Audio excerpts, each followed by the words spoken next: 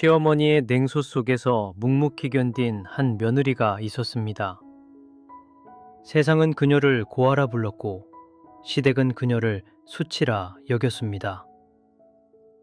하지만 고아라는 낙인 아래 숨겨진 그녀의 정체가 밝혀지는 순간 모든 것이 뒤집힙니다. 이것은 단순한 복수극이 아닙니다. 한 인간이 자신의 존엄을 되찾기까지의 깊고 긴 여정에 대한 이야기입니다. 누군가의 출신이 그 사람의 가치를 결정할 수 있을까요?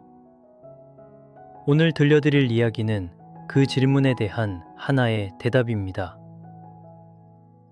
서울 강남 한남동의 어느 고급 저택. 샹들리에 불빛 아래 길게 늘어선 식탁에는 20명 남짓한 친척들이 앉아 있었습니다. 재민의 집안, 그러니까 국내 굴지의 건설 대기업을 이끄는 한씨 가문의 신년 모임이었습니다.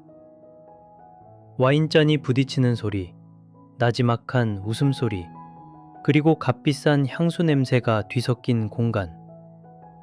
누가 보아도 화목한 명문가의 풍경이었습니다. 하지만 그 식탁 끝자리에 앉은 한 여자에게만은 이 공간이 전쟁터와 다를 바 없었습니다. 수연은 고개를 살짝 숙인 채 젓가락을 들고 있었습니다. 32살, 단정하게 묶은 머리, 화장기 없는 깨끗한 얼굴. 명품으로 치장한 친척 여성들 사이에서 그녀의 소박한 차림은 유독 눈에 띄었습니다. 아니, 눈에 띄도록 만들어진 것이었습니다. 시어머니 강 여사가 일부러 그녀의 자리를 식탁 맨 끝에 배치했다는 것을 수연은 알고 있었습니다. 강 여사, 본명 강순희, 63세 나이에도 꼿꼿한 자세를 유지하는 여자. 그녀 자신이 재벌가의 딸로 태어나 재벌가에 시집 온 사람이었습니다. 강 여사에게 세상은 단순했습니다. 사람의 가치는 태어난 집안으로 결정되는 것이고 피는 물보다 진하며 격이 맞지 않는 인연은 반드시 불행을 부르는 것이었습니다. 그녀에게 며느리 수연은 아들이 저지른 최악의 실수였습니다. 식사가 중반을 넘어설 무렵이었습니다. 강 여사가 와인잔을 내려놓으며 입을 열었습니다. 목소리는 낮았지만 식탁 전체에 또렷이 울릴 만큼 정확한 발음이었습니다. 우리 재민이가 유학 시절에 눈이 어두웠던 거지. 집안이라는 게 있어야 사람 됨됨이를 알 수 있는 건데. 순간 식탁이 조용해졌습니다. 누구를 향한 말인지 모를 사람은 아무도 없었습니다. 수연의 젓가락이 멈췄습니다. 하지만 그녀는 고개를 들지 않았습니다. 강 여사는 멈추지 않았습니다. 오히려 친척들의 시선이 모이자 더욱 목소리에 힘을 실었습니다. 보육원 출신이 감히 이 집안에 발을 들여놓다니. 고아 출신이 어디서 감히 높이 오르려 해. 내가 처음부터 반대했어. 핏줄도 모르는 아이를 며느리로 들이면 집안이 어찌 되겠어. 식탁의 공기가 얼어붙었습니다. 몇몇 친척들은 고개를 돌렸고 몇몇은 민망한 듯 와인잔만 만지작거렸습니다. 하지만 아무도 말리지 않았습니다. 이 집안에서 강 여사에게 반기를 드는 사람은 없었기 때문입니다. 수연의 남편 재민은 어디에 있었을까요? 그는 수연의 맞은편 형 재혁의 옆에 앉아 있었습니다. 그의 표정에는 괴로움이 서려 있었지만 입술은 굳게 다물어져 있었습니다. 한씨 가문의 차남, 대기업 계열사의 상무. 하지만 어머니 앞에서는 여전히 한마디 하지 못하는 아들이었습니다. 그는 수연을 바라보았습니다. 미안하다는 눈빛이었지만 수연에게 그것은 더 이상 위로가 되지 못했습니다. 수연은 천천히 젓가락을 내려놓았습니다. 그리고 조용히 고개를 들어 강 여사를 바라보았습니다. 그녀의 눈은 젖어 있지 않았습니다. 떨리지도 않았습니다. 다만 깊은 곳에서부터 올라오는 어떤 단단한 빛이 있었습니다. 그것은 분노도 슬픔도 아닌 수없이 많은 밤을 버텨온 사람만이 가질 수 있는 고요한 결이었습니다. 식사 잘 먹었습니다. 수연은 그 한마디만 남기고 자리에서 일어났습니다. 등 뒤로 강 여사의 코웃음이 들렸습니다. 저것 봐, 인사성도 없어. 역시 배운 데가 없으니. 수연은 뒤돌아보지 않았습니다. 복도를 지나 2층 서재로 향하는 그녀의 발걸음은 느리지도 빠르지도 않았습니다. 흔들리지 않는 걸음이었습니다. 하지만 서재 문을 닫고 혼자가 된 순간 그녀의 손이 미세하게 떨렸습니다. 보육원, 고아, 핏줄도 모르는 아이. 수연에게 그 단어들은 낯선 것이 아니었습니다. 4살 때 대전의 한 보육원에 맡겨진 이후 그녀의 인생에는 늘 그 단어들이 그림자처럼 따라다녔습니다. 학교에서, 장학금 면접에서, 그리고 결혼 후에는 시댁에서. 32애들 사다 오는 동안 수연은 그 단어들에 무너지지 않는 법을 배웠습니다. 대신 증명하는 법을 택했습니다. 영국 유학 시절 런던의 한 도서관에서 재민을 처음 만났습니다. 재민은 경영학 석사과정, 수연은 재료공학 박사과정이었습니다. 재민은 수연의 출신을 알고도 흔들리지 않는 사람이었습니다. 아니, 오히려 그녀의 이야기를 들은 뒤 더 깊이 빠져든 사람이었습니다. 둘은 사랑했고 재민은 가문의 반대를 무릅쓰고 결혼을 강행했습니다. 하지만 사랑만으로는 넘을 수 없는 벽이 있다는 것을 수연은 결혼 첫날부터 알게 되었습니다. 서재 책상에 앉은 수연은 노트북을 열었습니다. 화면이 켜지자 메일함에 읽지 않은 메일 하나가 떠올랐습니다. 보낸 사람은 옥스퍼드 대학교 소속의 한 재단이었습니다. 제목에는 짧게 이렇게 적혀 있었습니다. Regarding the K-Brand Foundation Trust Final Confirmation. 수연의 손가락이 마우스 위에서 멈췄습니다. 심장이 한 박자 빠르게 뛰었습니다. 그녀는 천천히 메일을 열었습니다. 화면 위로 흐르는 영문 텍스트를 읽어내려가는 그녀의 눈이 점차 커졌습니다. 입술이 미세하게 떨렸지만 이번에는 상처 때문이 아니었습니다. 메일을 다 읽은 수연은 한참 동안 화면을 음시했습니다. 그리고 천천히 의자 등받이에 몸을 기댔습니다. 창밖으로 서울의 야경이 보였습니다. 수만 개의 불빛이 반짝이는 도시. 그 도시 어딘가에 그녀가 자란 보육원이 있었고 그 보육원의 낡은 침대에서 매일 밤 천장을 바라보며 다짐했던 어린 소녀가 있었습니다. 언젠가 반드시 누구에게도 무시당하지 않는 사람이 되겠다고. 수연은 조용히 노트북을 덮었습니다. 그녀의 얼굴에는 아까 식탁에서 보여주었던 그 고요한 표정이 다시 떠올랐습니다. 하지만 이번에는 조금 달랐습니다. 입꼬리가 아주 미세하게 거의 알아챌 수 없을 만큼 올라가 있었습니다. 그날 밤의 모욕은 수연에게 처음이 아니었습니다. 이 모든 것이 시작된 건 3년 전 그녀가 이 집안에 첫 발을 들인 날부터였습니다. 3년 전 결혼식 당일 강 여사는 예식장의 모습을 드러내지 않았습니다.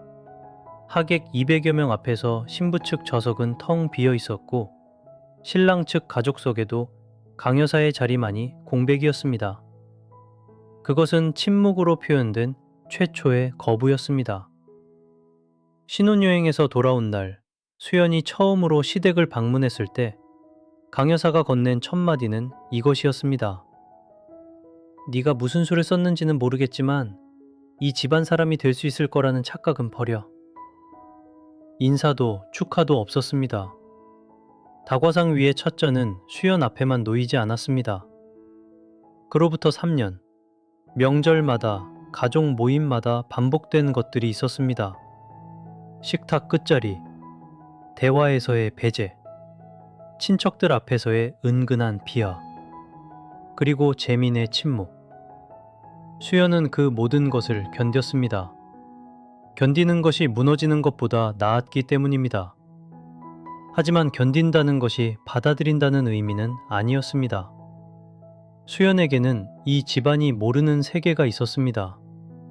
옥스퍼드의 연구실에서 보낸 7년, 26에 받은 박사학위, 그리고 그녀의 연구를 주목한 유럽 최대 재단과의 인연. 시댁은 수연의 학력을 알고 있었지만 그것의 무게를 이해하지는 못했습니다. 그들에게 학위란 집안을 빛내는 장식품이었지 한 인간의 존재를 증명하는 것이 아니었으니까요. 하지만 오늘 밤 도착한 그 메일은 더 이상 침묵만으로 버틸 필요가 없다는 신호였습니다. 세상이 먼저 수연을 찾아온 것이었습니다. 수연이라는 이름 석자 앞에 항상 따라붙던 수식어가 있었습니다. 고아.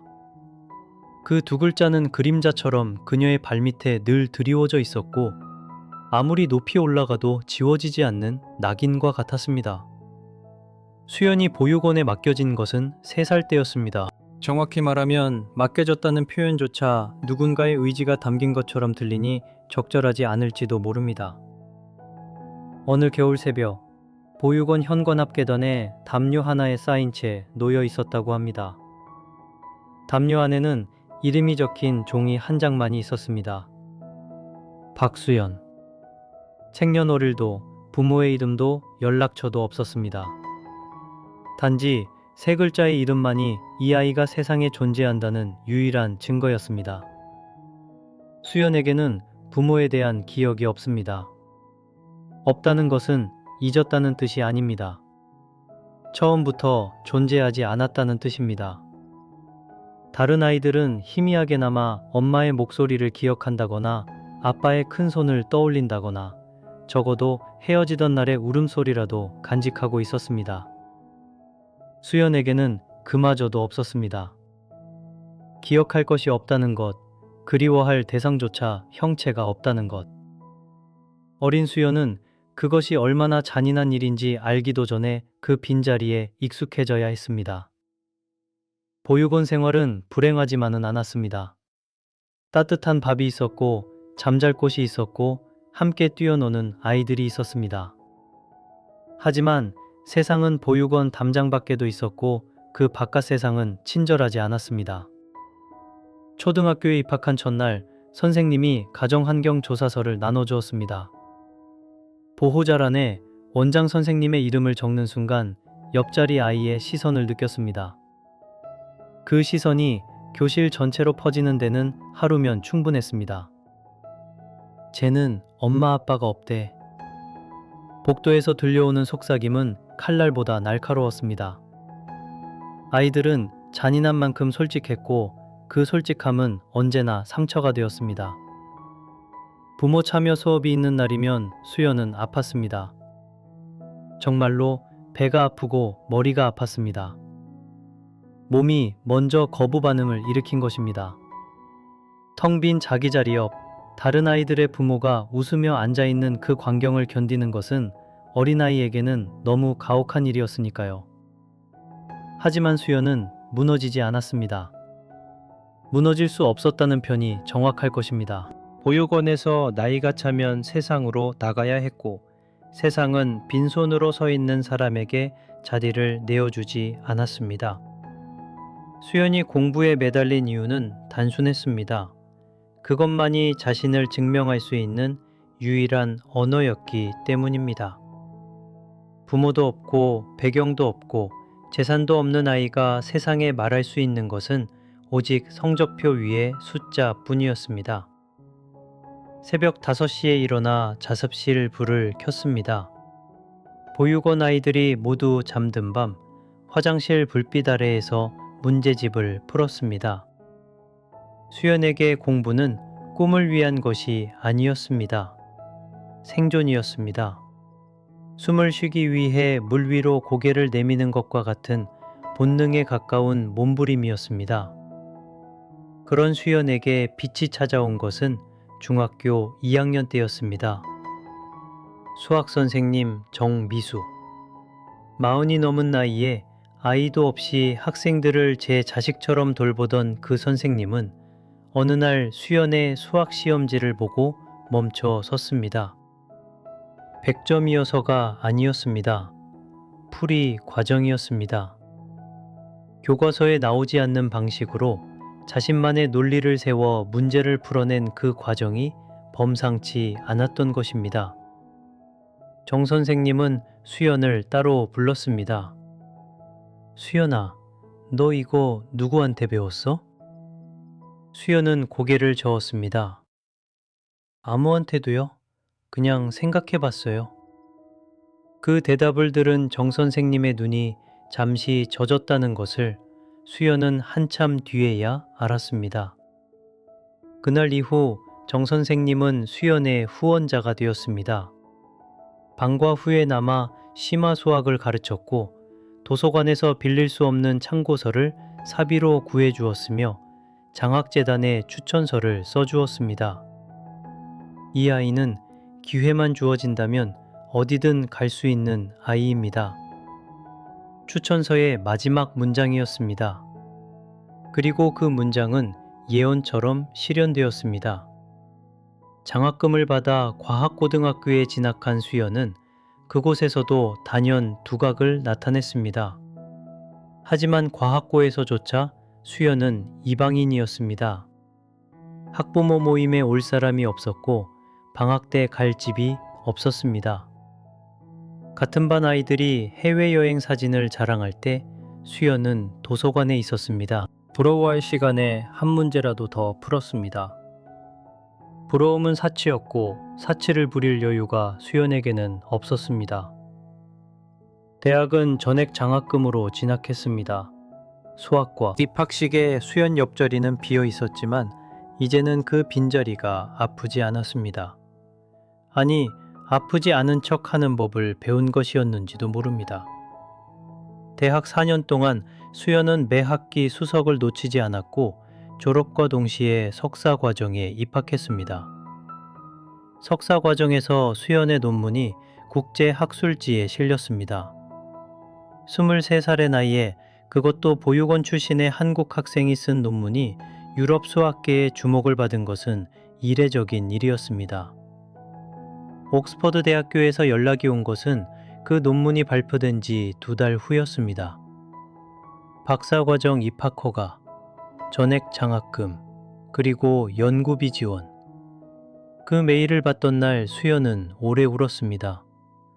보육원 현관 계단에 놓여있던 3살의 자신에게, 화장실 불빛 아래에서 문제집을 풀던 10살의 자신에게, 부모 참여 수업날 아프다고 누워있던 7살의 자신에게 말해주고 싶었습니다. 우리는 해냈다고. 아무도 와주지 않았지만 우리 스스로의 힘으로 여기까지 왔다고.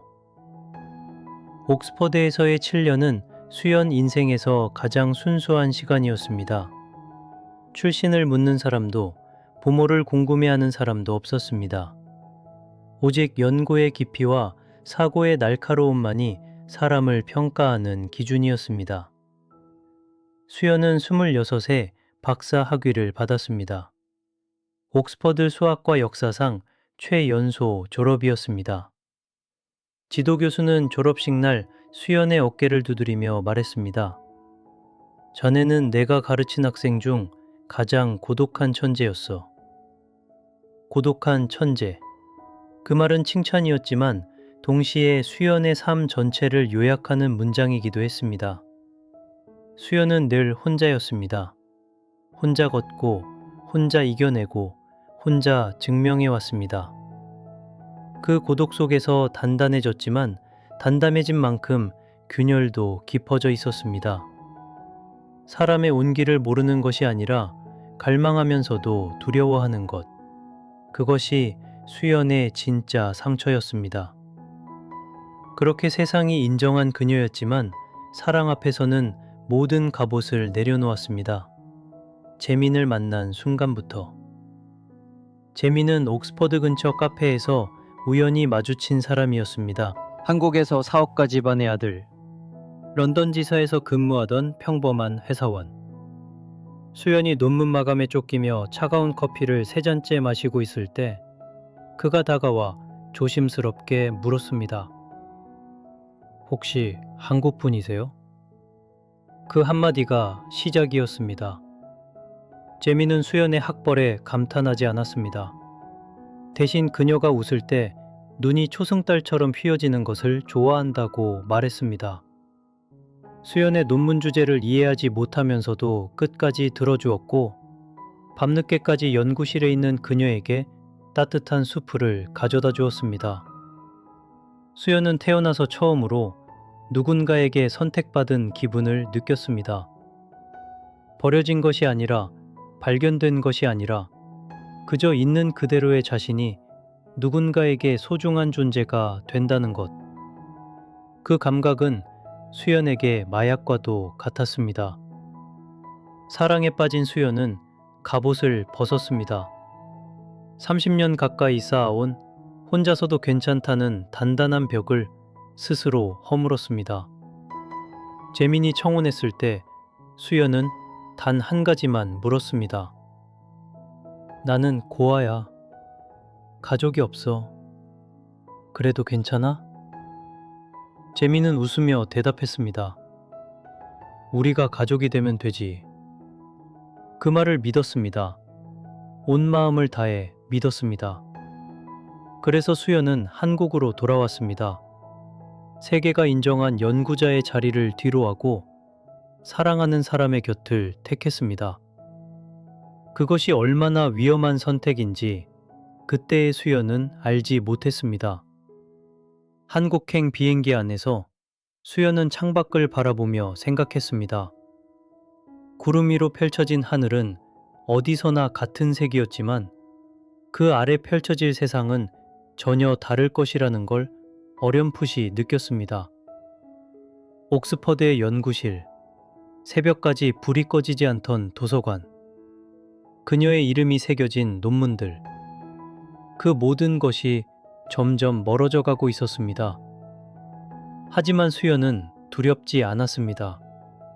아니, 두렵지 않다고 스스로에게 말했습니다. 재민이 있으니까.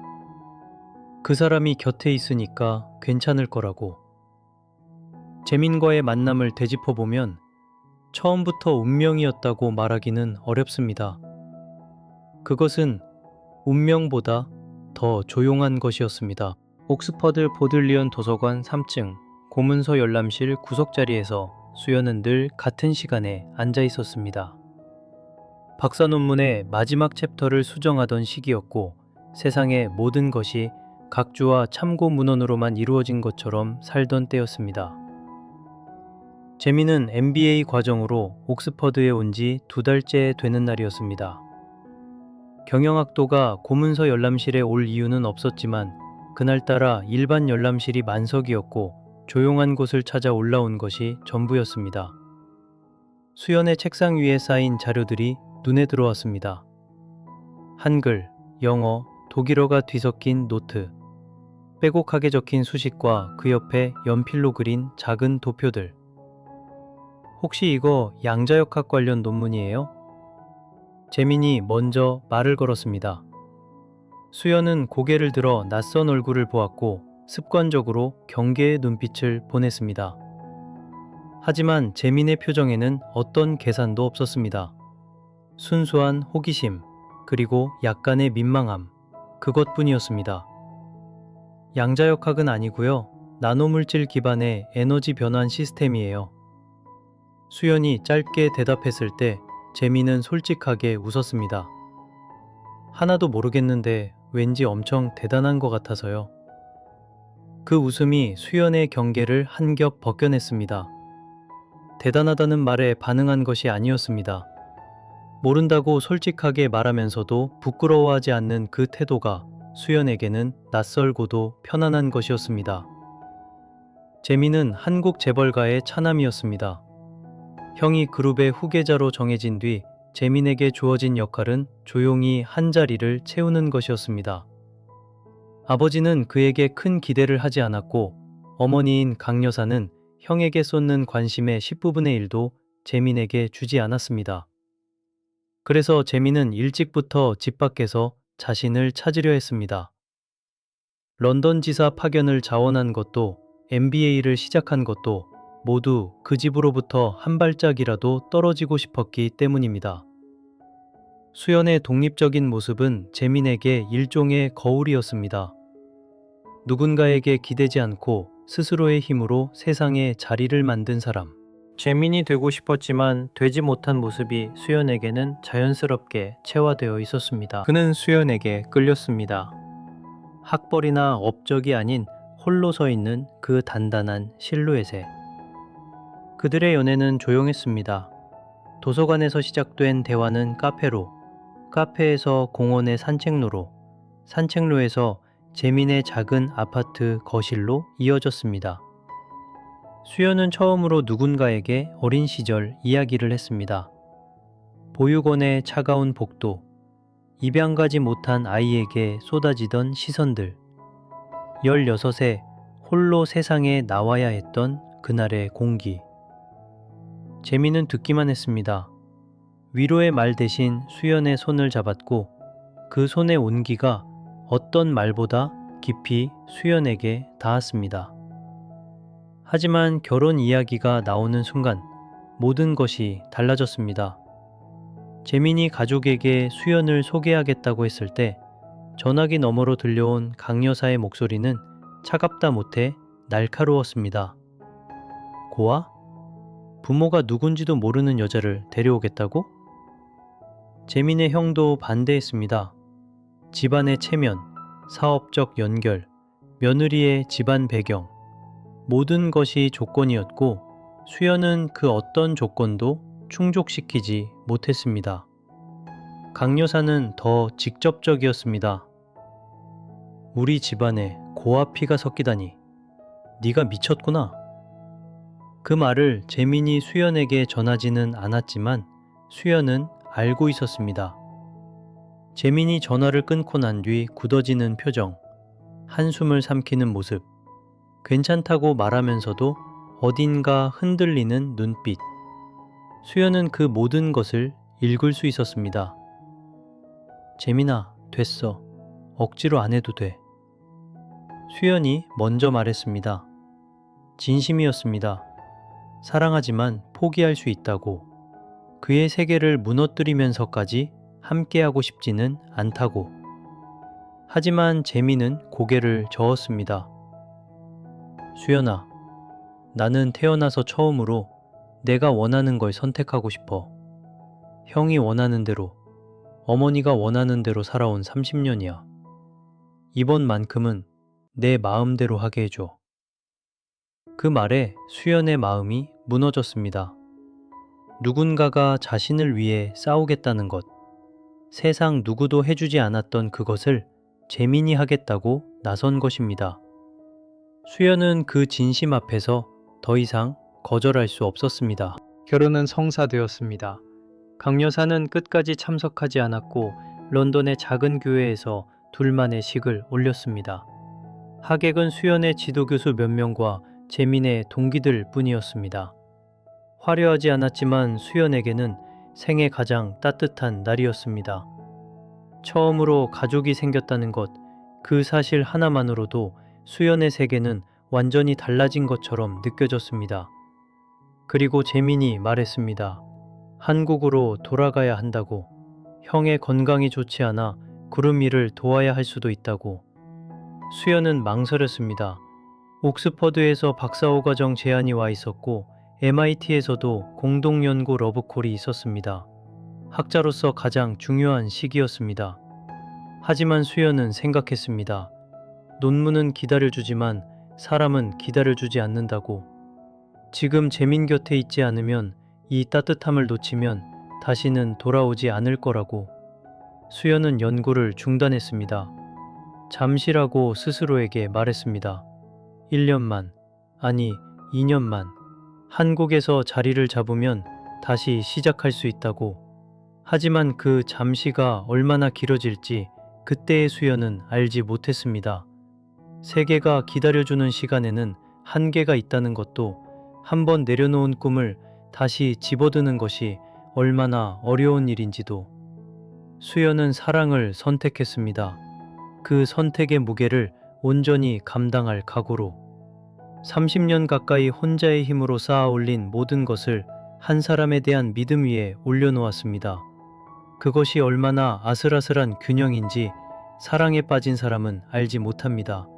아니, 알면서도 외면합니다. 괜찮을 거라고, 이 사람이라면 괜찮을 거라고. 한국에서의 생활은 수연이 상상한 것과는 전혀 달랐습니다. 사랑만으로는 견딜 수 없는 일들이 하나둘 시작되었습니다. 인천공항에 내리던 날 재민의 손을 잡고 입국장을 나서는 수연의 발걸음은 가벼웠습니다. 새로운 시작이라고 믿었습니다. 하지만 공항 밖에서 기다리고 있던 검은 세단, 그리고 그 안에서 수연을 올려다보던 강 여사의 시선은 겨울바람보다 차가웠습니다. 첫인사조차 허락되지 않았습니다. 강 여사는 수연을 보지 않고 재민에게만 말했습니다. 짐은 따로 보내라. 너는 먼저 집으로 와. 수연은 그 자리에 서서 멀어지는 차의 뒷모습을 바라보았습니다. 재민이 차 안에서 돌아보며 입모양으로 미안해를 전했지만 그 미안함이 앞으로 얼마나 많이 반복될지 수연은 아직 몰랐습니다. 시댁에서의 첫 식사. 수연이 준비한 인사는 강 여사의 한마디에 묻혔습니다. 밥은 부엌에서 먹어도 되니까. 농담처럼 던진 말이었지만 아무도 웃지 않았고 재민만이 어색하게 숟가락을 들었습니다. 수연은 그 순간 깨달았습니다. 이 집에서 자신은 며느리가 아니라 감시해야 할 이물질이라는 것을. 매일이 시험이었습니다. 아침 문안 인사의 각도, 식탁 위 반찬의 배치, 말투의 높낮이까지. 수연이 무엇을 해도 강 여사에게는 부족했고 무엇을 하지 않아도 불만이었습니다. 옥스퍼드에서 세계적 석학들 앞에 당당히 섰던 수연이 이 집에서는 순소리마저 조심해야 했습니다. 그리고 재민은 사랑한다고 말하면서도 어머니 앞에서는 점점 작아지는 사람이었습니다. 그렇게 첫 번째 계절이 지나갔습니다. 그리고 두 번째, 세 번째 계절도. 수연은 그 집에서 3년을 보냈습니다. 1000일이 넘는 시간 동안 그녀는 매일 같은 자리에서 같은 모욕을 견뎠습니다. 사람은 무엇이든 익숙해진다고 하지만 익숙해진다는 것과 아프지 않다는 것은 전혀 다른 이야기입니다. 명절이 돌아올 때마다 수연의 가슴은 조여왔습니다. 설날, 추석, 시아버지 기일, 집안 어른들의 생신. 친척들이 모이는 자리는 수연에게 축제가 아니라 재판정이었습니다. 그래, 시부모가 누군지도 모르는 애를 며느리로 들이다니. 큰 고모의 혀차는 소리가 부엌까지 들려왔습니다. 요즘 세상이 어떤 세상인데 집안을 그렇게 따지나요? 그런 말을 해줄 사람은 아무도 없었습니다. 오히려 강 여사는 친척들 앞에서 일부러 수연의 출신을 화제로 올렸습니다. 우리 며느리는 어려서 고생을 많이 했대요. 그래서 그런지 살림이 좀... 말끝을 흐리며 웃는 그 얼굴 뒤에 숨은 의도를 수연은 너무도 잘 알고 있었습니다. 친척 모임에서 수연의 자리는 항상 구석이었습니다. 물리적으로도 심리적으로도. 여자 어른들이 거실에 둘러앉아 이야기를 나눌 때 수연에게는 부엌 일만이 허락되었습니다. 명절 음식을 준비하고 설거지를 하고 과일을 깎아내가는 것. 그것이 이 집에서 수연에게 주어진 유일한 역할이었습니다. 옥스퍼드 대학의 연구실에서 세계 최초의 논문을 쓰던 그 손이 여기서는 오직 행주를 쥐기 위해서만 존재했습니다. 아이가 태어났을 때 수연은 잠시 희망을 품었습니다. 손자를 보면 강 여사의 마음이 조금은 열리지 않을까. 하지만 그것은 착각이었습니다. 강 여사는 갓 태어난 아이를 안아보고는 이렇게 말했습니다. 이 아이 눈매가 우리 집안 쪽은 아닌 것 같은데? 그 한마디가 수연의 가슴에 못처럼 박혔습니다. 아이가 자라면서 강 여사의 태도는 더욱 노골적이 되었습니다. 다른 손자 손녀들에게는 용돈을 쥐어주고 무릎에 앉히면서 수연의 아이에게만은 거리를 두었습니다. 고와 피가 섞인 아이 라는 말을 강 여사는 전화통화에서 했고 그 전화를 수연은 복도에서 우연히 들었습니다. 아이에게만은 이런 상처를 주지 않겠다고 수연은 주먹을 꽉 쥐었습니다. 재미는 처음에는 달랐습니다. 결혼 첫해 어머니가 수연에게 모진말을 할 때마다 재미는 소리를 높였습니다. 어머니, 수연이는 제 아내예요. 이러시면 안 됩니다. 강 여사와 크게 다투고 수연의 손을 잡아주던 밤들이 있었습니다. 그때의 재미는 수연이 사랑한 그 사람이 맞았습니다. 하지만 시간은 사람을 바꿉니다. 재민이 본격적으로 가업에 투입되면서 그의 세계는 점점 어머니 쪽으로 기울었습니다. 회사에서의 아버지, 이사회에서의 어머니. 그들의 인맥과 자본 위에서 재민의 경력이 세워지고 있었습니다. 아내를 지킨다는 것은 곧 그 모든 것에 균열을 내는 일이었고 재민은 조금씩, 아주 조금씩 물러났습니다. 수연아, 어머니가 원래 그런 분이야. 좀만 참아줘. 편을 든다는 것이 아니라 아무 편도 들지 않겠다는 선언이었습니다. 그리고 이 세계에서 중립이란 강자의 편을 드는 것과 다르지 않았습니다. 수연의 고립은 깊어 터졌습니다. 한국에서의 친구는 없었습니다. 영국에서의 동료들과는 시차와 거리가 벽이 되었습니다. 남편마저 멀어지는 이 집에서 수연이 기댈 수 있는 것은 오직 잠든 아이의 숨소리와 자기 자신뿐이었습니다. 그래서 수연은 다시 책상 앞에 앉았습니다. 밤 11시, 아이를 재우고 나면 수연의 하루가 비로소 시작되었습니다. 새벽 3시, 4시까지 수연은 논문을 썼습니다. 옥스퍼드에서 시작한 연구를 놓지 않았습니다. 영국에 남아있는 연구팀과 화상회의를 했고 데이터를 분석했고 원고를 수정했습니다. 시어머니의 눈을 피해 남편에게도 말하지 않은 채 수연에게 그 시간은 도피가 아니었습니다. 생존이었습니다. 이 세상에서 자신이 누구인지를 잊지 않기 위한 유일한 방법이었습니다. 노트북 화면의 푸른빛 아래에서 수연은 비로소 숨을 쉴 수 있었습니다. 김수연 박사라고 불러주는 동료들의 이메일을 읽을 때 그녀는 이 집의 며느리가 아니라 한 명의 학자로 존재할 수 있었습니다. 3년간 1000일이 넘는 새벽 동안 수연은 한 글자 한 글자를 쌓아 올렸습니다. 아무도 모르게, 아무도 알아주지 않는 곳에서.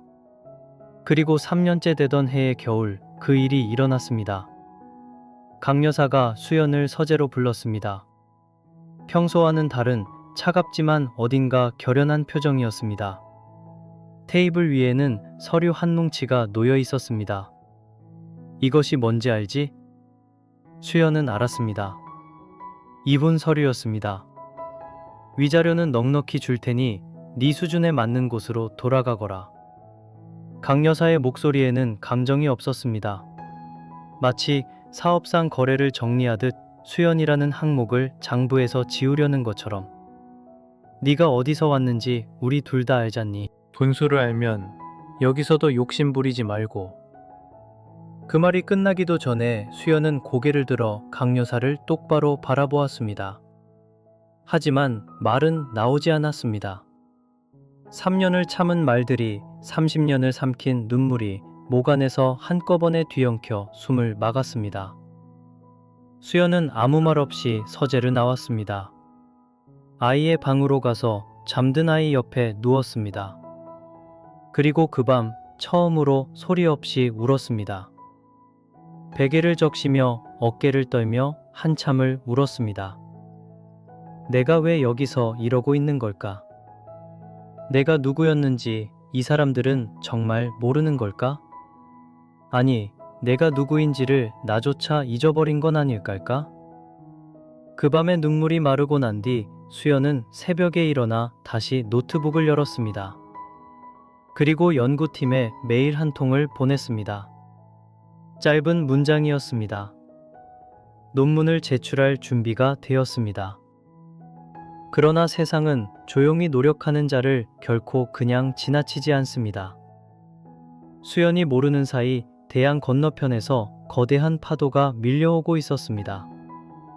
그 메일을 보낸 지 사흘 후 런던에서 답장이 왔습니다. 수연의 지도 교수였던 헨리 콜린스 교수의 이름이 발신자란에 적혀 있었습니다. 수연, 네 논문을 심사위원회에 제출했다. 그리고 한 가지 더 알려줄 것이 있다. 수연은 새벽 2시 아이의 고른 숨소리를 배경으로 그 메일을 읽었습니다. 심장이 천천히 그러나 확실하게 빨라지기 시작했습니다. 콜린스 교수가 전한 소식은 이것이었습니다. 수연의 연구가 영국 왕립학회의 주목을 받았다는 것. 그리고 그보다 더 큰 무언가가 움직이고 있다는 것. 구체적인 내용은 곧 공식적으로 알려주겠다고 했습니다. 수연은 그 메일을 3번 읽고 조용히 노트북을 닫았습니다. 아무에게도 말하지 않았습니다. 이 집에서 희망을 입 밖에 꺼내는 것은 위험한 일이었습니다. 기대가 무너질 때의 고통을 수연은 너무 많이 알고 있었으니까요. 그래서 다음 날 아침에도 수연은 평소처럼 아침상을 차렸습니다. 강 여사의 눈치를 보며 식탁을 닦았습니다. 며칠 전 서재에서 건넨 이혼 서류에 대해 강 여사는 더 이상 언급하지 않았지만 그 침묵 자체가 시한부 선고와 같았습니다. 대답을 기다리고 있는 것입니다. 당연히 자신의 뜻대로 될 것이라 믿으며. 재미는 그 서류의 존재를 알고 있었을까요? 알았다 해도 모른 척 했을 것입니다. 이미 그는 이 구도 안에서 자신의 위치를 선택한 사람이었으니까요. 수연은 기다렸습니다. 이번에는 막연한 인내가 아니었습니다. 무언가가 오고 있다는 것을 아는 사람의 기다림이었습니다. 그리고 정확히 열흘 후 수연의 전화기가 울렸습니다. 영국 국가번호 44. 화면에 뜬 그 숫자를 보는 순간 수연은 3년 만에 처음으로 입꼬리가 올라가는 것을 느꼈습니다. 전화를 받았을 때 수연의 손은 떨리지 않았습니다. 오히려 이상할 만큼 고요했습니다. 3년간의 모든 밤이 이 순간을 위해 자신을 단련시켜온 것처럼 수연은 아이를 재운 방에서 조용히 빠져나와 베란다 문을 열었습니다. 서울의 차가운 밤 공기가 얼굴을 스쳤지만 소화기 너머에서 들려오는 목소리는 따뜻했습니다. 수연, 나야. 콜린스다. 그 목소리를 듣는 순간 수연은 옥스퍼드의 오래된 연구실이 떠올랐습니다.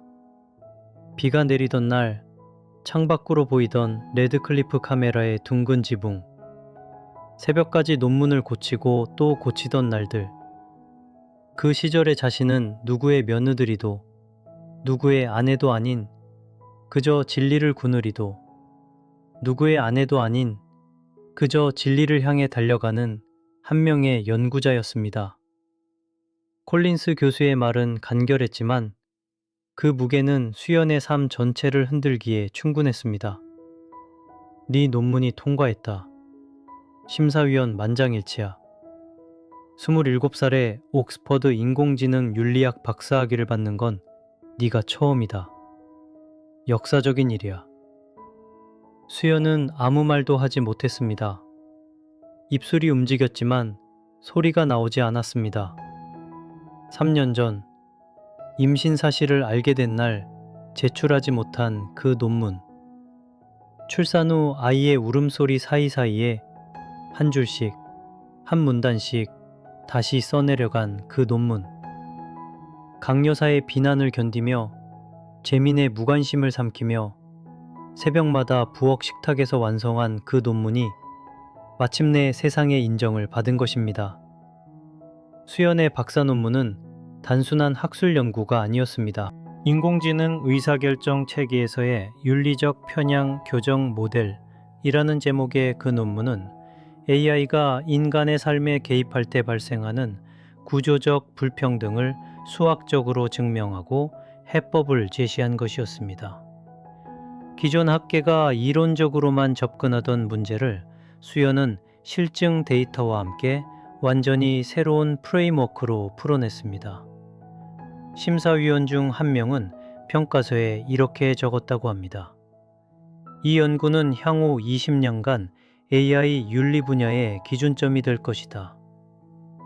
그런데 콜린스 교수의 이야기는 거기서 끝나지 않았습니다. 그리고 수연, 한 가지 더 있다. 로열 트러스트 파운데이션에서 연락이 왔다. 로열 트러스트 파운데이션, 영국 최대의 자선재단이자 왕실의 후원 아래 운영되는 세계적 기금 운영기관. 수연도 그 이름은 알고 있었습니다.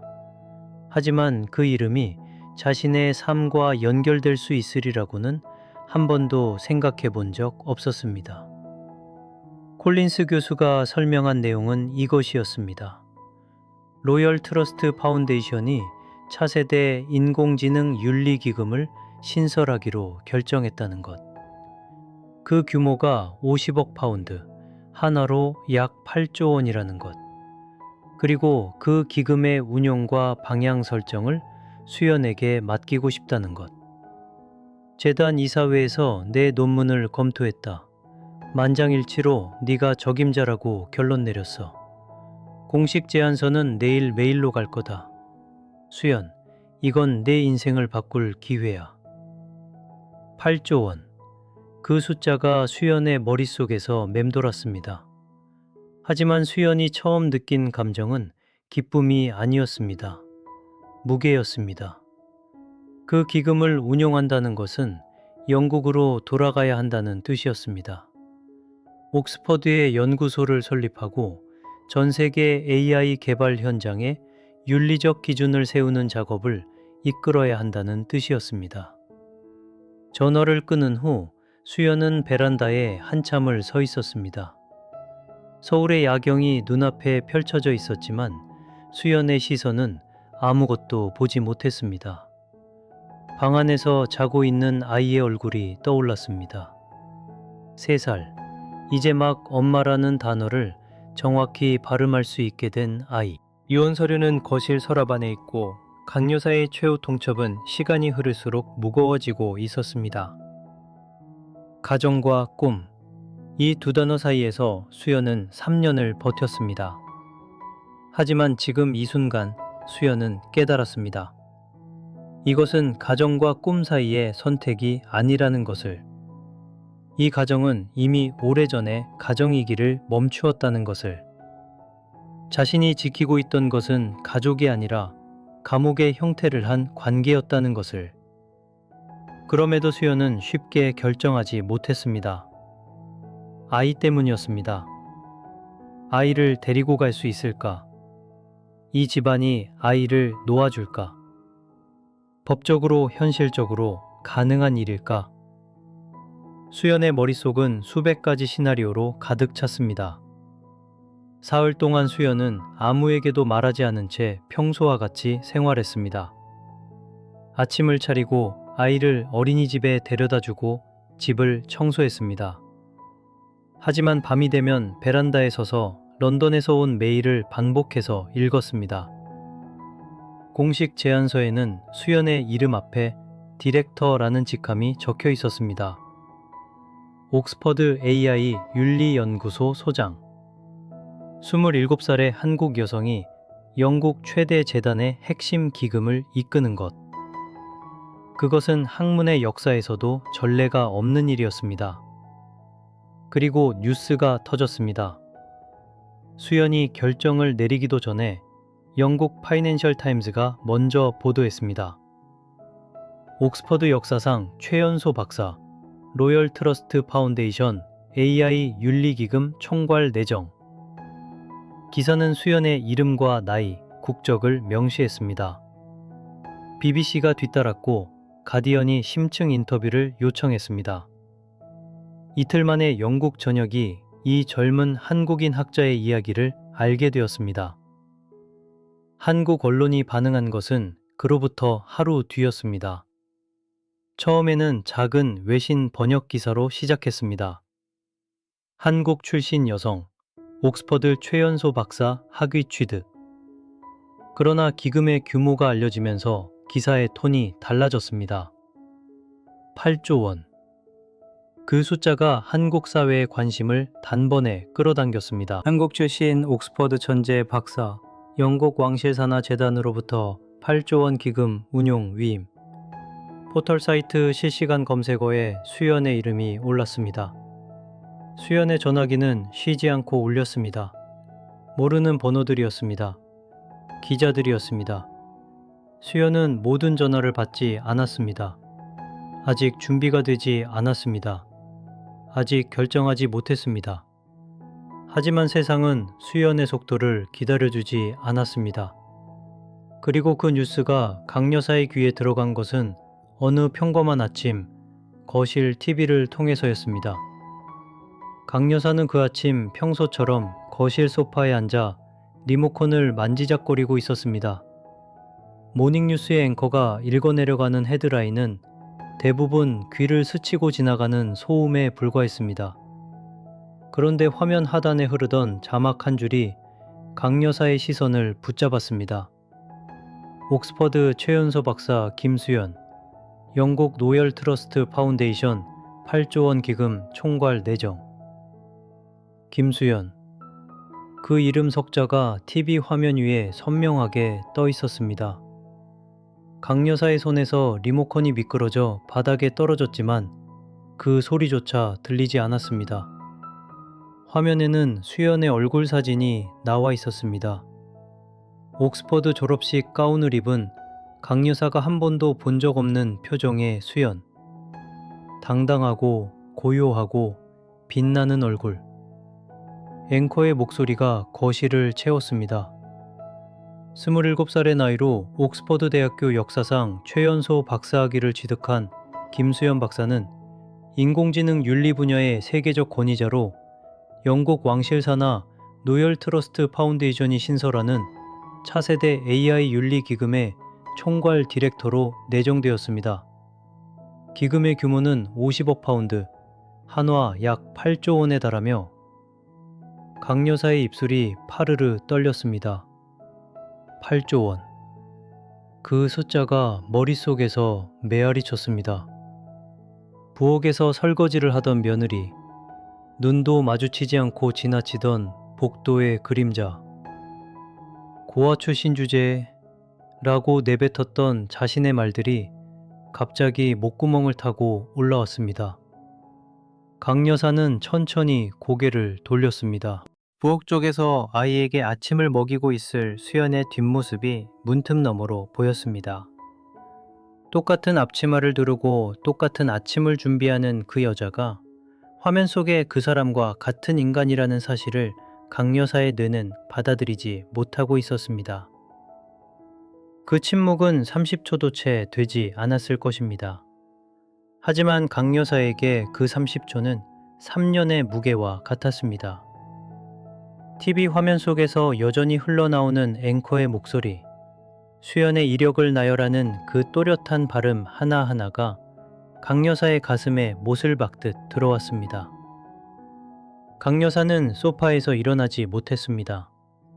다리에 힘이 빠진 것인지 아니면 일어날 자격이 없다고 몸이 먼저 느낀 것인지 알 수 없었습니다.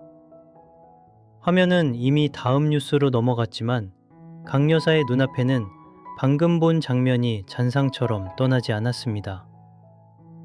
졸업식 가운을 입은 수연, 양손에 학위증을 든 수연, 무대 위에서 박수를 받는 수연. 강 여사가 3년간 아무것도 아닌 년이라고 불렀던 그 여자의 또 다른 얼굴이었습니다. 전화기가 울리기 시작한 것은 그로부터 불과 10분 뒤였습니다. 첫 번째 전화는 시누이 정연에게서 왔습니다.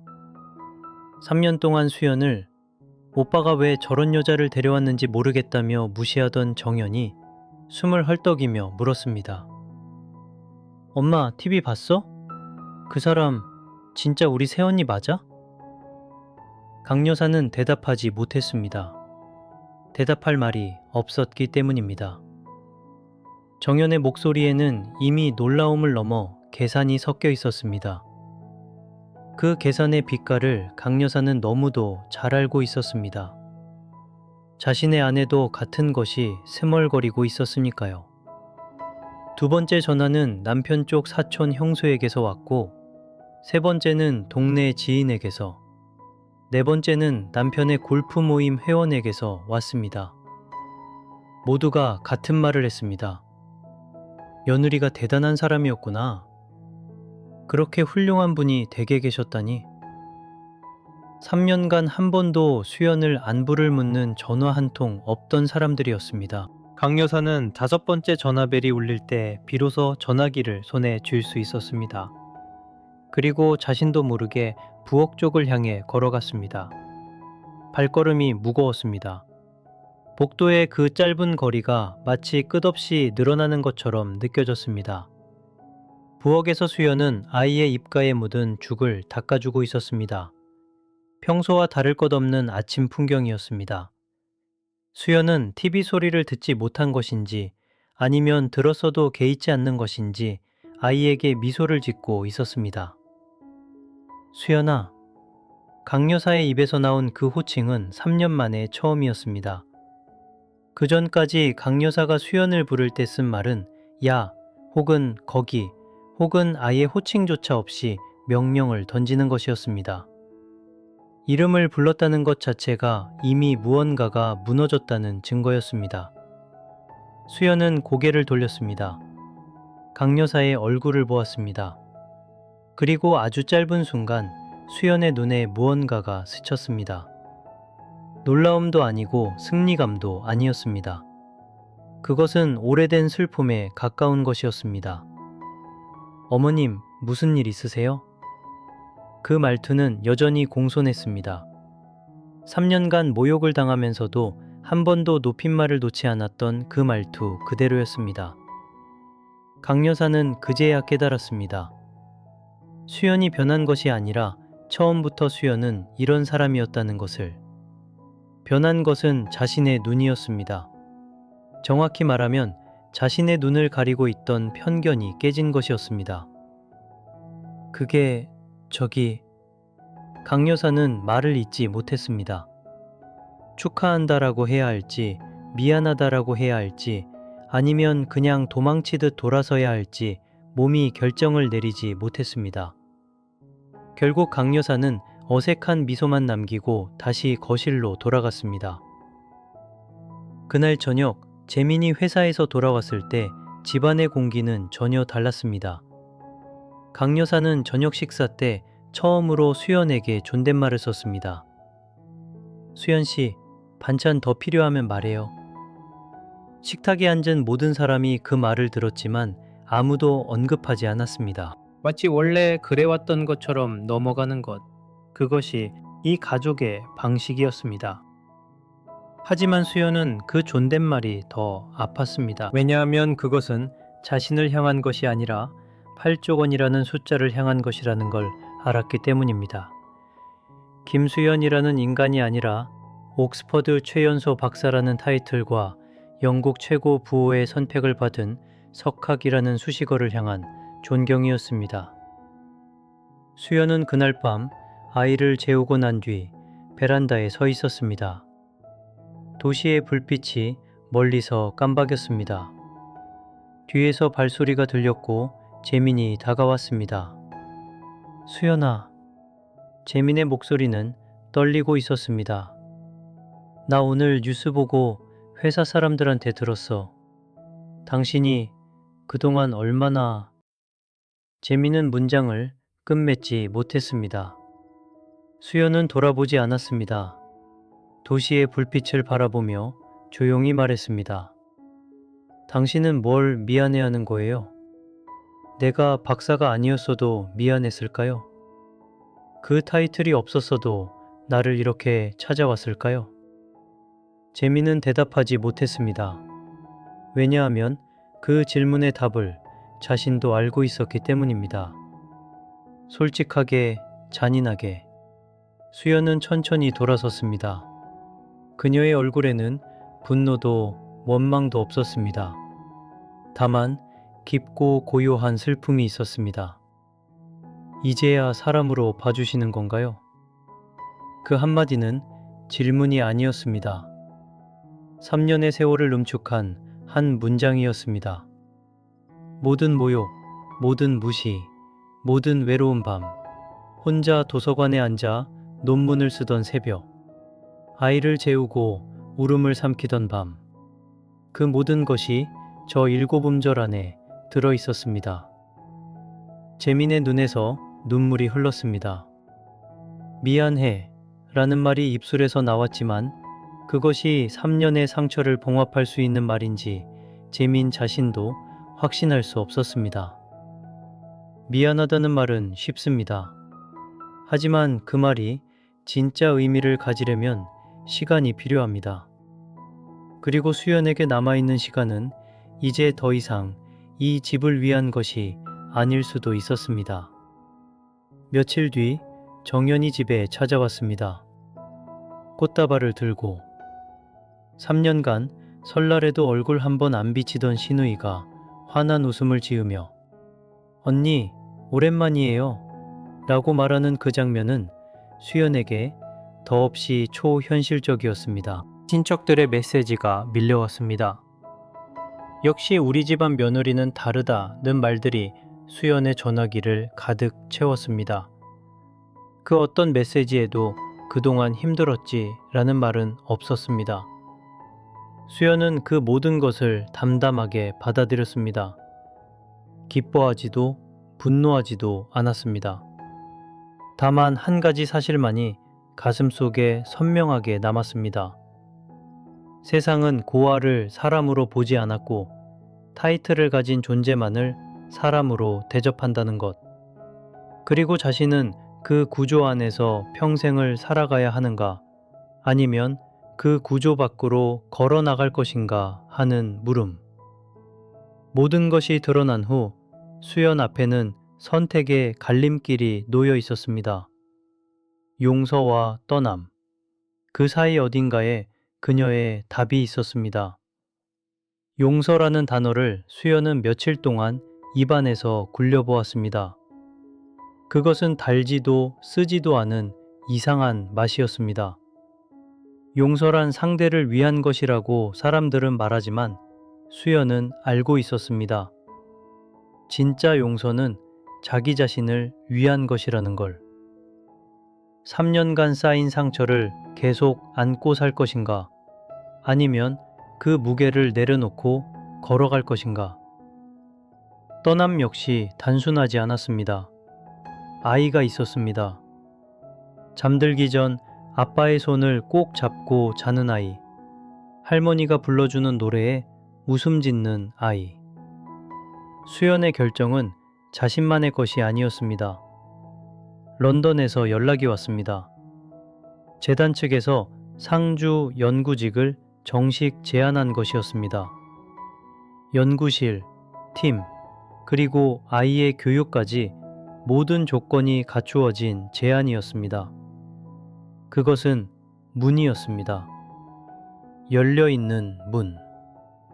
수연은 그 제안서를 식탁 위에 올려놓았습니다. 덮지도 숨기지도 않았습니다. 그것을 본 재민의 얼굴이 하얗게 질렸지만 수연은 더 이상 누군가의 안색을 살피며 살 생각이 없었습니다. 결정은 아직 내려지지 않았지만 한 가지는 분명했습니다. 무엇을 선택하든 그것은 온전히 자신의 의지일 것이라는 사실. 수연은 일주일을 더 고민했습니다. 제안서는 여전히 식탁 위에 놓여 있었고 그 종이 한 장이 만들어내는 무게는 날이 갈수록 무거워졌습니다. 하지만 그 무게는 두려움이 아니었습니다. 그것은 결단의 무게였습니다. 수연이 최종적으로 선택한 것은 이혼이 아니었습니다. 결거였습니다. 많은 사람들이 그 선택을 이해하지 못할 것이라는 걸 수연도 알고 있었습니다. 왜 깨끗이 끊어내지 않느냐고, 왜 그 집안에 한 발이라도 걸쳐두느냐고 물을 것입니다. 하지만 수연의 계산은 달랐습니다. 아이에게는 아버지가 필요했고 아이에게는 시간이 필요했습니다. 엄마가 떠나는 것이 아니라 엄마가 더 넓은 세상으로 간다는 것을 이해할 수 있는 나이가 될 때까지 수연은 문을 완전히 닫지 않기로 했습니다. 그것은 나약함이 아니었습니다. 오히려 모든 것을 부수고 떠나는 것보다 훨씬 많은 힘이 필요한 선택이었습니다. 재민에게 수연은 담담하게 말했습니다. 당신을 미워하지 않는다고. 하지만 당신 곁에서 나는 점점 작아졌다고. 나는 내 크기대로 살고 싶다고. 재민은 아무 말도 하지 못했습니다. 아내의 눈에서 더 이상 분노를 읽을 수 없었기 때문입니다. 분노보다 무서운 것은 고요였고 그 고요 속에 담긴 것은 이미 내려진 결심이었습니다. 출국 전날 수연은 강 여사를 찾아갔습니다. 예고 없이 혼자서. 강 여사는 거실 소파에 앉아 있었고 며느리를 본 순간 미세하게 몸을 굳혔습니다. 이제는 수연의 이름 석자가 가진 무게를 아는 사람의 반응이었습니다.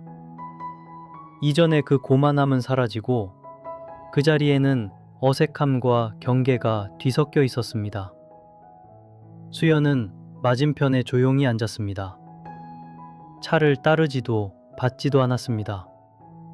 그리고 입을 열었습니다. 어머니, 저는 고아였습니다. 그 한마디에 방 안의 공기가 멈췄습니다. 강 여사의 시선이 흔들렸지만 수연은 거기서 멈추지 않았습니다. 부모의 얼굴을 모릅니다. 성도 주어진 것이고 이름도 시설에서 지어준 것입니다. 저는 아무것도 없이 시작했습니다. 하지만 어머니, 그것이 제 한계가 된 적은 단 한 번도 없었습니다. 강 여사는 아무 말도 하지 못했습니다. 3년 전 고아 출신 며느리는 우리 집안 격에 맞지 않아라고 했던 그 입술이 굳게 다물려 있었습니다. 수연은 더 이상의 말을 덧붙이지 않았습니다. 변명도 설득도 용서를 구하는 말도 없었습니다. 다만 자리에서 일어나며 마지막으로 한마디만 남겼습니다. 시우를 부탁드립니다. 아이가 할머니를 좋아합니다. 그것은 복수가 아니었습니다. 원한도 아니었습니다. 다만 한 인간이 다른 인간에게 보여줄 수 있는 가장 단단한 형태의 존엄이었습니다. 강 여사는 며느리의 뒷모습이 현관문 너머로 사라질 때까지 자리에서 일어나지 못했습니다. 3주 후 옥스퍼드 대학 강당. 전 세계에서 모인 300여 명의 석학들이 자리를 채우고 있었습니다. 에너지 저장 분야의 국제 심포지엄, 그 기조연설자로 선 사람은 박수연이었습니다. 무대 위로 올라가는 그녀의 발걸음은 느리지도 빠르지도 않았습니다. 떨림은 없었습니다. 이 무대에 서기까지 얼마나 많은 밤을 지새웠는지, 얼마나 많은 모멸을 삼켰는지 그 모든 것이 지금 이 한 걸음 안에 응축되어 있었습니다. 마이크 앞에 선 수연은 객석을 천천히 둘러보았습니다. 그리고 준비된 원고의 첫 줄을 읽지 않았습니다. 대신 자신의 말로 시작했습니다. 저는 이름도 없이 태어났습니다. 객석이 조용해졌습니다. 부모가 누구인지 모릅니다. 어디서 왔는지도 모릅니다. 제게 주어진 것은 아무것도 없었습니다. 하지만 오늘 저는 제 이름으로 여기 섭니다. 그 순간 객석 어딘가에서 작은 박수가 시작되었고 그것은 곧 강당 전체를 채우는 울림이 되었습니다. 수연은 미소 짓지 않았습니다. 다만 고개를 한번 끄덕였습니다. 그것으로 충분했습니다. 그날의 강연은 수연의 연구에 대한 것이었지만 동시에 수연이라는 인간에 대한 것이기도 했습니다. 기술과 데이터 사이사이에 녹아있는 것은 한 사람의 삶이었고 그 삶이 증명하는 것은 단 하나였습니다. 출신이 인간의 천장을 결정하지 않는다는 것. 1년이 흘렀습니다. 런던의 연구소에서 수연은 자신의 팀을 이끌고 있었습니다. 아이는 영국의 학교에 적응했고 주말이면 영상통화로 아빠에게 그날 배운 영어 단어를 자랑했습니다. 수연의 일상은 고요했지만 충만했습니다. 어느 가을 저녁, 연구소를 나서는 수연의 전화기가 울렸습니다. 재민이었습니다. 평소와 다른 목소리였습니다. 떨리는, 하지만 단단하게 마음을 먹은 사람의 목소리. 수연아, 나 런던에 가려고 해. 회사에 주재원 지원했어. 수연은 한동안 말이 없었습니다. 그리고 조용히 물었습니다. 왜? 너한테 다시 시작하자고 말할 자격이 있는 사람이 되고 싶어서. 수연은 대답하지 않았습니다. 다만 전화를 끊은 뒤 오랫동안 런던의 하늘을 올려다보았습니다. 대답은 아직이었습니다. 하지만 문을 닫지는 않았습니다. 같은 시각 서울의 한 아파트에서 강 여사는 거실 선반 위에 놓인 사진 한 장을 바라보고 있었습니다. 시우가 런던의 공원에서 웃고 있는 사진. 그 옆에 서 있는 며느리의 얼굴은 3년 전과 달랐습니다. 더 이상 눈치를 보는 얼굴이 아니었습니다. 자신의 땅 위에 두 발을 딛고 선 사람의 얼굴이었습니다. 강 여사는 아무 말 없이 그 사진을 오래도록 들여다보았습니다. 그 시선 안에 무엇이 있었는지는 알 수 없습니다. 다만 사진을 내려놓는 손끝이 미세하게 떨렸다는 것, 그것만이 유일한 단서였습니다. 수연의 이야기는 여기서 끝이 아닙니다. 어쩌면 끝이라는 것은 애초에 없는 것인지도 모릅니다. 삶은 계속되고 사람은 계속 걸어갑니다. 다만 한 가지, 이 이야기가 남기는 것이 있다면 이것입니다. 진정한 품격은 혈통에서 오지 않습니다. 가문의 이름에서도 재산의 크기에서도 오지 않습니다. 그것은 오직 자기 삶을 일으켜 세운 힘에서 나옵니다. 넘어져도 다시 일어나는 힘, 모멸 앞에서도 자신을 잃지 않는 힘, 아무것도 없는 자리에서 자기 이름 석자를 세상에 새기는 힘. 고아라는 낙인 위에 자신의 이름을 쓴 한 여성이 있었습니다. 그녀는 세상이 정해준 자리에 앉지 않았습니다. 스스로 자신의 자리를 만들었고 그 자리 위에 조용히 그러나 흔들림 없이 서 있습니다. 수연은 오늘도 연구실 창 너머로 옥스퍼드의 하늘을 바라봅니다. 그 얼굴 위에 번지는 조용한 미소, 그것이 이 이야기의 마지막 장면입니다. 그 미소는 아무에게도 보여주기 위한 것이 아닙니다.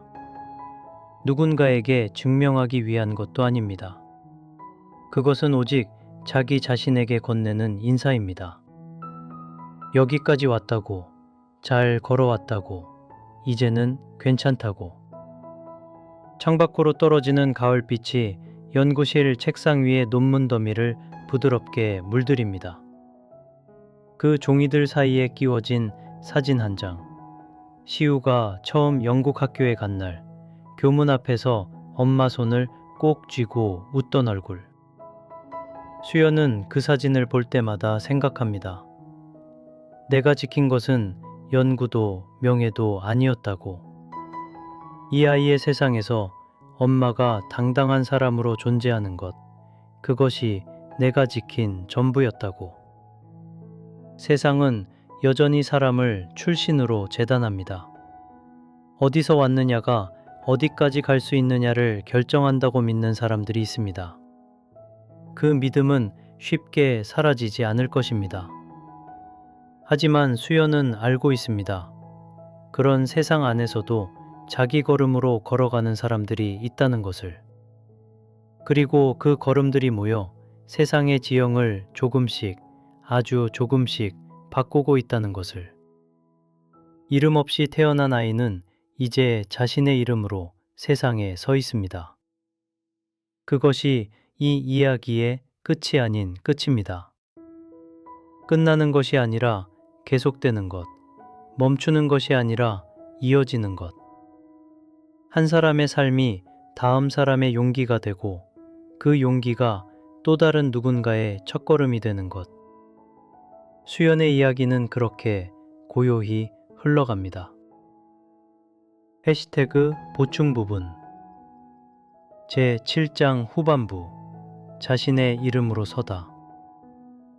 확장 강연이 끝난 뒤 수연은 무대 뒤편 복도에서 잠시 혼자였습니다. 300명의 박수가 등 뒤로 물러난 그 짧은 순간, 그녀는 벽에 등을 기대고 천장을 올려다보았습니다. 심장이 빠르게 뛰고 있었습니다. 긴장이 아니었습니다. 무언가가 비로소 제자리를 찾은 사람의 심장이었습니다. 복도 끝에서 발소리가 들렸습니다. 케임브리지 에너지 연구소의 소장 제임스 해밀턴 경이었습니다. 이른을 넘긴 노학자는 수연 앞에 멈춰서서 악수를 청했습니다. 그의 손은 거칠었지만 따뜻했습니다. 당신의 논문을 처음 읽었을 때 나는 동료에게 말했습니다. 이 사람은 에너지 저장의 패러다임을 바꿀 것이라고. 수연은 고개를 숙여 인사했습니다. 겸손이 아니라 감사였습니다. 학문의 세계에서 인정받는다는 것은 단순한 칭찬과 다릅니다. 그것은 수많은 밤의 무게를 누군가가 알아봐 주었다는 뜻이기 때문입니다. 한 가지만 묻겠습니다. 해밀턴 경이 말했습니다. 무대 위에서 당신이 말한 이름 없이 태어났다는 것, 그것은 비유입니까? 수연은 짧게 웃었습니다. 슬픈 웃음도 자조적인 웃음도 아니었습니다. 자기 삶의 무게를 온전히 받아들인 사람만이 지을 수 있는 담담한 웃음이었습니다. 아닙니다. 문자 그대로입니다. 해밀턴 경은 잠시 침묵했습니다. 그리고 고개를 한번 끄덕이며 말했습니다. 그렇다면 당신은 내가 만난 학자 중 가장 먼 거리를 걸어온 사람이군요. 수연은 대답 대신 미소만 남기고 복도를 걸어나갔습니다. 밖에는 옥스퍼드의 늦가을 공기가 차갑게 기다리고 있었습니다. 그 차가움이 좋았습니다. 살아있다는 감각, 여기 서 있다는 감각을 선명하게 해주었으니까요. 그날 밤 호텔 방에서 수연은 시우와 영상통화를 했습니다. 화면 속 아이는 잠옷 차림으로 침대 위에 앉아 있었습니다.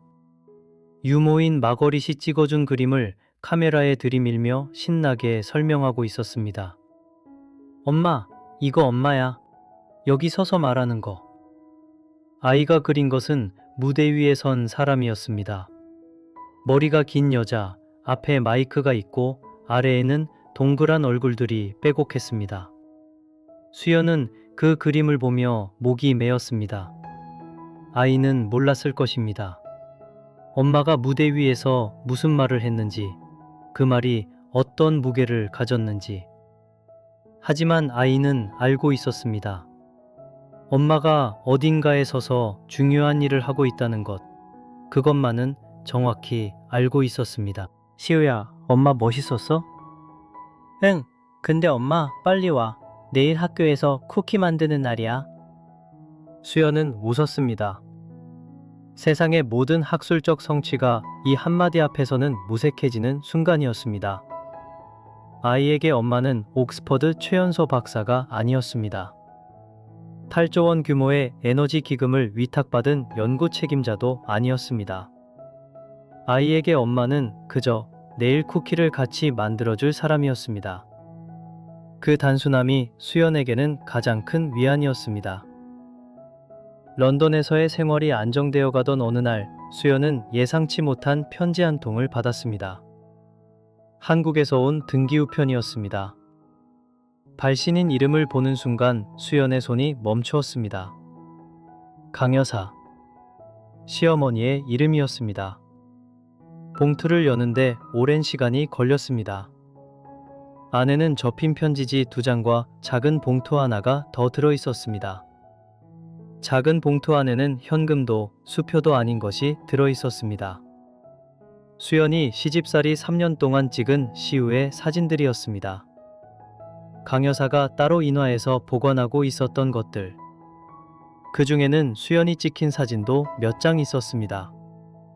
시우를 안고 있는 수연, 시우의 첫 생일에 케이크 앞에 앉은 수연. 수연은 그 사진들의 존재조차 모르고 있었습니다. 편지는 강여사의 글씨로 빼곡히 채워져 있었습니다. 반듯하지만 어딘가 흔들리는 글씨. 수연은 천천히 읽어내려갔습니다. 수연아. 그 두 글자에서 수연은 멈추었습니다. 3년간 수연 씨도 아닌 재민이 엄마도 아닌 며느리라는 호칭 뒤에 숨어있던 강여사가 처음으로 수연의 이름을 부른 것이었습니다. 단 두 글자였지만 그 안에 담긴 것은 가벼운 것이 아니었습니다. 편지의 내용을 여기에 옮기지는 않겠습니다. 그것은 두 사람 사이의 것이니까요. 다만 한 가지, 편지의 마지막 줄만은 이렇게 기록해도 될 것입니다. 네가 시우 곁에서 당당한 엄마로 서 있어줘서. 그것이 내가 할 수 없었던 일이었다는 걸 이제는 압니다. 수연은 편지를 읽고 나서 울었습니다. 3년간의 모욕에도 그 밤의 사건에도 런던행 비행기 안에서도 울지 않았던 수연이 그날 밤 혼자 오래도록 울었습니다. 그것은 슬픔의 눈물이 아니었습니다. 무언가가 비로소 풀리는 순간의 눈물이었습니다. 매듭이 풀리는 것은 아프지 않습니다.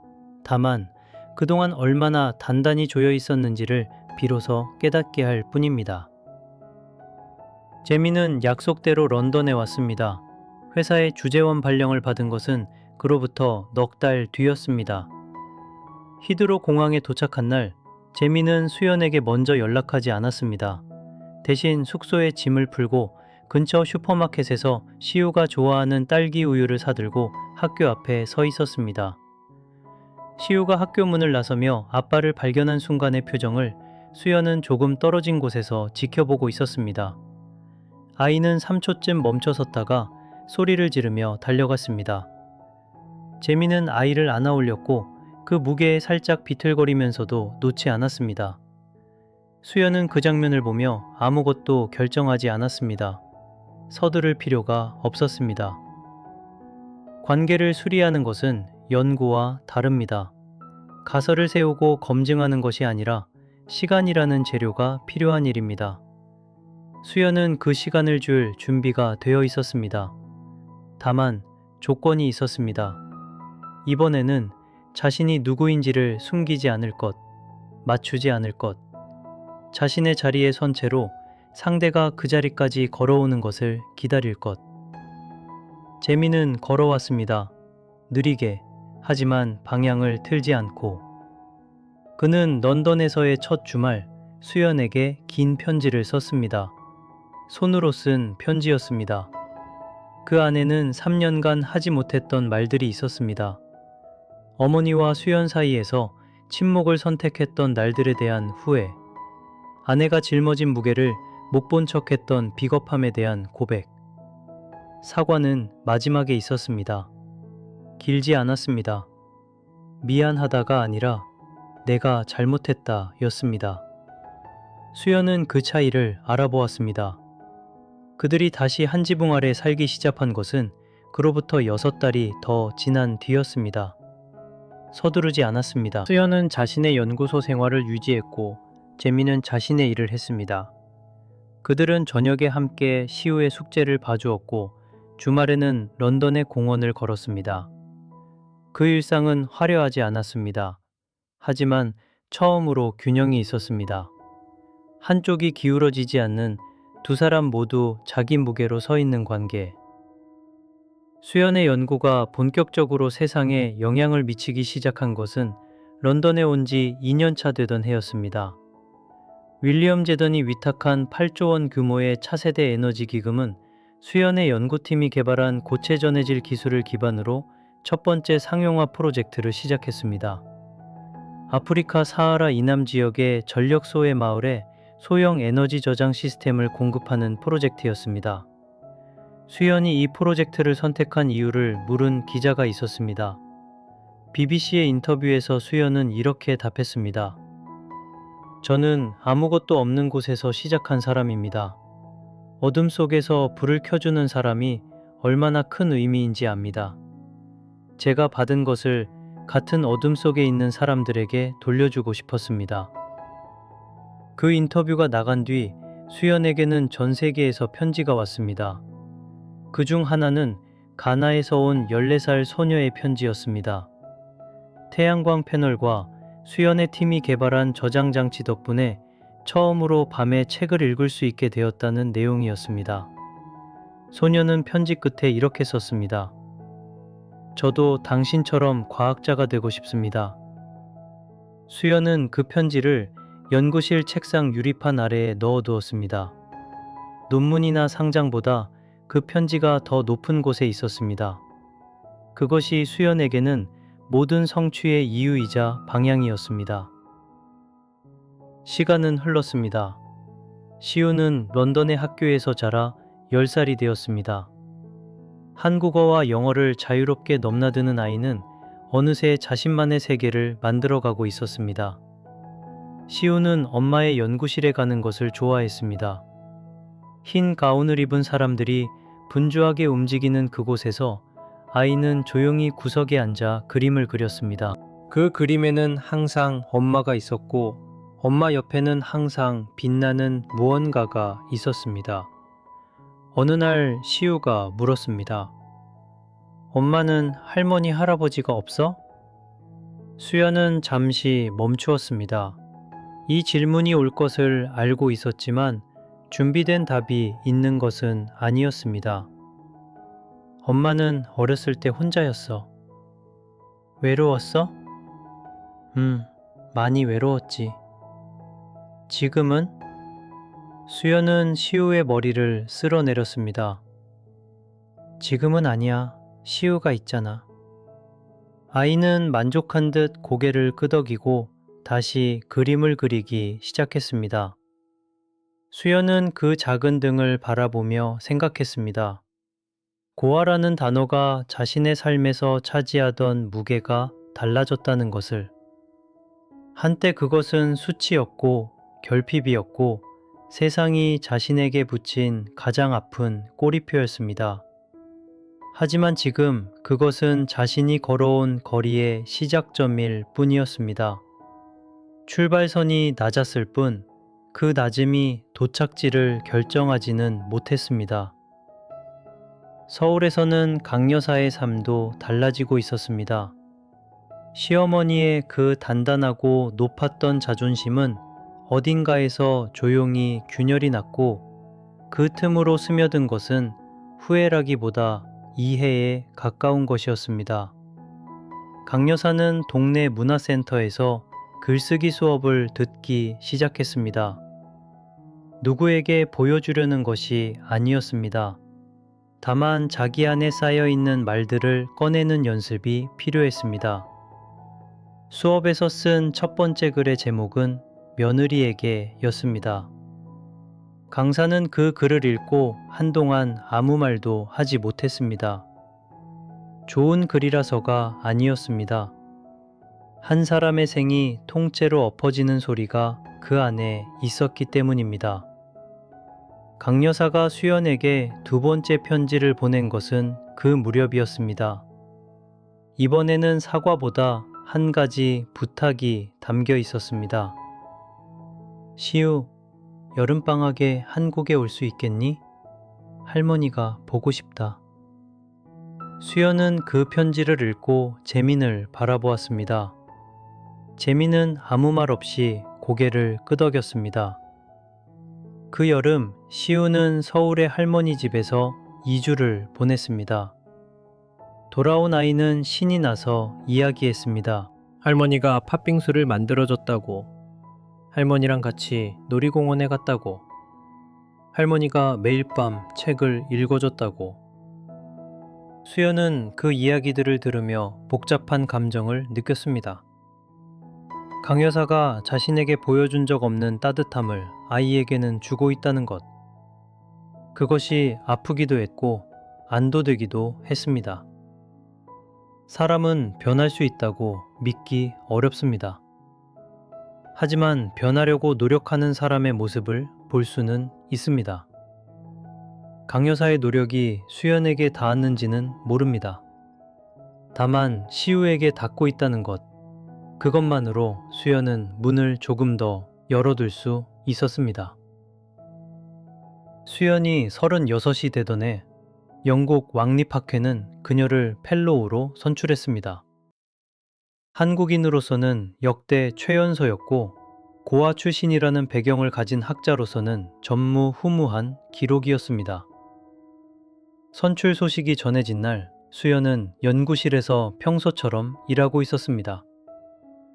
동료들이 샴페인을 터뜨렸지만 수연은 한 잔만 마시고 다시 모니터 앞으로 돌아갔습니다. 그날 저녁 재민이 축하 저녁을 준비해 두었습니다. 시우가 직접 만든 카드가 식탁 위에 놓여 있었습니다. 카드 안에는 아이의 글씨로 이렇게 쓰여 있었습니다. 엄마는 세상에서 제일 멋있는 사람. 나도 커서 엄마처럼 될 거야. 수연은 그 카드를 읽으며 비로소 웃었습니다. 왕립학회의 통보서보다 이 카드가 더 무거웠습니다. 아이의 세계에서 자신이 어떤 존재인지 그것을 확인하는 순간만큼 한 인간을 온전하게 만드는 것은 없었습니다. 이야기를 듣는 분들 중에는 물을 수도 있습니다. 수연은 정말 용서한 것일까? 강요사를, 시댁을, 자신을 짓밟았던 그 모든 것을. 정직하게 말하자면 용서라는 단어는 이 이야기에 어울리지 않을 수도 있습니다.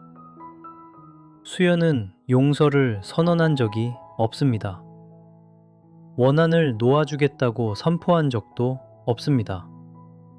다만 그녀가 한 것은 더 이상 그것에 매여 있지 않기로 한 것이었습니다. 과거의 상처가 현재의 삶을 지배하지 못하게 한 것, 그것이 수연이 선택한 방식이었습니다. 용서는 때로 상대를 위한 것이 아니라 자신을 위한 것입니다. 분노를 계속 붙들고 있으면 가장 먼저 타는 것은 분노를 품은 사람의 내면입니다. 수연은 그것을 일찍 깨달았습니다. 연구실에서 밤을 새우며 논문에 한 줄 한 줄을 쌓아가며 아이의 얼굴을 바라보며 자신의 에너지를 어디에 쓸 것인지를 분명히 한 것, 그것이 수연의 힘이었습니다. 옥스퍼드의 겨울은 깁니다. 해가 짧고 바람은 차갑습니다. 하지만 수연은 그 겨울을 좋아합니다. 연구실의 불빛이 가장 오래 켜져 있는 계절이기 때문입니다. 긴 밤은 수연에게 적이 아니라 동반자였습니다. 고아원의 긴 밤도, 대학원의 긴 밤도, 시집살이의 긴 밤도 모두 수연을 여기까지 데려온 길이었습니다. 어둠을 견딘 사람만이 빛의 가치를 온전히 압니다. 그것은 비유가 아니라 수연의 연구 주제이기도 했습니다. 에너지를 저장한다는 것, 어둠 속에서도 빛을 쓸 수 있게 만든다는 것. 수연의 학문과 삶은 결국 같은 방향을 가리키고 있었습니다. 마지막으로 한 장면을 더 남겨두겠습니다. 수연의 연구실 벽에는 액자가 하나 걸려 있습니다. 상장도 학위증도 아닙니다. 오래된 종이 한 장이 투명한 프레임 안에 들어 있습니다. 고아원에서 수연이 12살 때 쓴 일기의 한 페이지입니다. 빛바랜 종이 위에 아이의 글씨로 이렇게 쓰여 있습니다. 나는 나중에 커서 아무도 나를 불쌍하다고 하지 않는 사람이 될 것이다. 그 소원은 이루어졌습니다. 아무도 박수연을 불쌍하다고 하지 않습니다. 그녀를 부러워하는 사람은 있어도 동정하는 사람은 더 이상 없습니다.